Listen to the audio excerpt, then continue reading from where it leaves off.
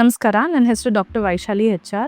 ನಾನು ಸ್ತ್ರೀರೋಗ ಹಾಗೂ ಪ್ರಸೂತಿ ತಜ್ಞೆ ಹಾಗೂ laparoscopic surgeon, birth right by rainbow hospitals, Hebbal unit, Bengaluru. ಕೆಲವೊಂದು ಸತಿ ಈ ಬಂಜೆತನ ಅಥವಾ ಇನ್ಫರ್ಟಿಲಿಟಿ ಟ್ರೀಟ್ಮೆಂಟ್ ಒಳಗಾಗ್ತಿರೋರು ಏನಾದರೂ ಸರ್ಜಿಕಲ್ ಟ್ರೀಟ್ಮೆಂಟ್ ಇದೆಯಾ, ಪ್ರೆಗ್ನೆನ್ಸಿ ಚಾನ್ಸಸ್ ಜಾಸ್ತಿ ಆಗೋಕ್ಕೆ ಅಂತ ತಿಳ್ಕೊಳಕ್ಕೆ ಇಚ್ಛೆ ಪಡ್ತಾರೆ. ಇನ್ಫರ್ಟಿಲಿಟಿಯಲ್ಲಿ ನಾವು ಇವ್ಯಾಲ್ಯೂಯೇಷನ್ ಮಾಡಿದ್ಮೇಲೆ ಏನಾದರೂ ಟ್ರೀಟಬಲ್ ಕಾಸಸ್ ಇದೆ, ಅದನ್ನ ಸರ್ಜರಿಯಿಂದ ಸರಿ ಮಾಡ್ಬೋದು ಅಂದ್ರೆ ಯಾವ್ಯಾವ ಕಾರಣ ಇರಬಹುದು. ಕೆಲವೊಂದ್ಸತಿ ಎಂಡೋಮೆಟ್ರಿಯಲ್ ಪಾಲಿಪ್ಸ್ ಅಂತ ಇರುತ್ತೆ, ಅದರಿಂದ ಪ್ರೆಗ್ನೆನ್ಸಿ ನಿಲ್ತಾ ಇರಲ್ಲ, ಇಂಪ್ಲಾಂಟೇಷನ್ ಕಮ್ಮಿ ಇರುತ್ತೆ.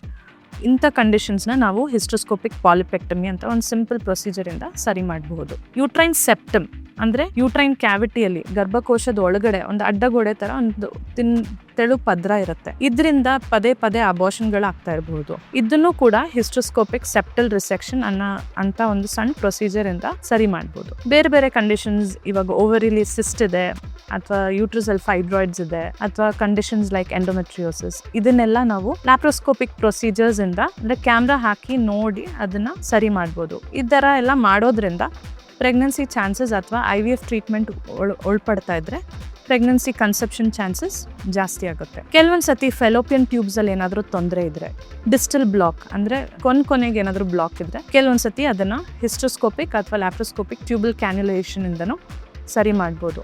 IVF ಒಳಗಾಗ್ತಿರೋರಿಗೆ ಯಾವ್ದಾದ್ರು ಹೆಣ್ಣಿಗೆ ಹೈಡ್ರೋಸ್ಯಾಲ್ಪಿಂಗ್ಸ್ ಅಥವಾ ಟ್ಯೂಬಿಂದು ಊತ ಇದೆ ಅಂದರೆ IVF ಮುಂಚೆ ನಾವು ಅದನ್ನು ಲ್ಯಾಪ್ರೋಸ್ಕೋಪಿಕ್ ಪ್ರೊಸೀಜರಿಂದ ಟ್ಯೂಬಲ್ ಕ್ಲಿಪ್ಪಿಂಗ್ ಮಾಡಿ ನೆಕ್ಸ್ಟ್ IVF ಮಾಡೋದ್ರಿಂದ ಪ್ರೆಗ್ನೆನ್ಸಿ ಕನ್ಸೆಪ್ಷನ್ ಚಾನ್ಸಸ್ಸು ಜಾಸ್ತಿ ಆಗ್ತಾ ಹೋಗುತ್ತೆ. ಸೊ ಇದೆಲ್ಲ ಲ್ಯಾಪ್ರೋಸ್ಕೋಪಿಕ್ ಅಥವಾ ಸಣ್ಣ ಹಿಸ್ಟ್ರೋಸ್ಕೋಪಿಕ್ ಪ್ರೊಸೀಜರ್ಸಿಂದ ಟ್ರೀಟ್ ಮಾಡೋವಂಥ ಕಂಡೀಷನ್ಸ್.